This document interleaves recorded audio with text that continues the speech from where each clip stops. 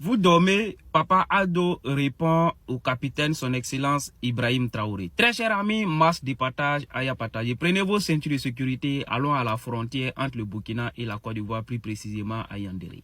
Comme vous le saviez, il y a quelques jours de cela, le capitaine Ibrahim Traoré a accusé le gouvernement ivoirien et le gouvernement béninois de travailler dans le noir pour déstabiliser son pays, le Burkina Faso.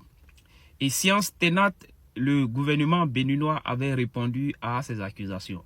Jusqu'à là, nous étions tous là concentrés à voir ce que le gouvernement ivoirien allait dire, sinon comment le gouvernement ivoirien allait répondre face à ces accusations.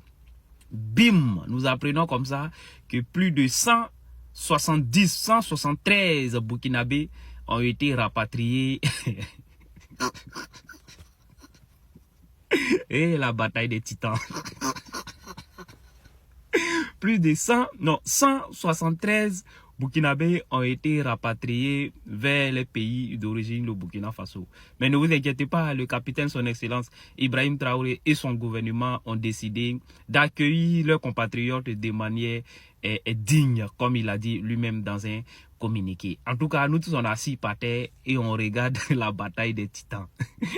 La guerre de maintenant, là, ça se fait plus les armes. C'est quand tu es en face du terreau que tu sors les armes. Non, la guerre en état. C'est comme ça se passe. De la situation de 173 de nos compatriotes qui ont été refoulés, expulsés de la Côte d'Ivoire et qui ont été accueillis à la date d'hier au niveau de la frontière à Yandéré.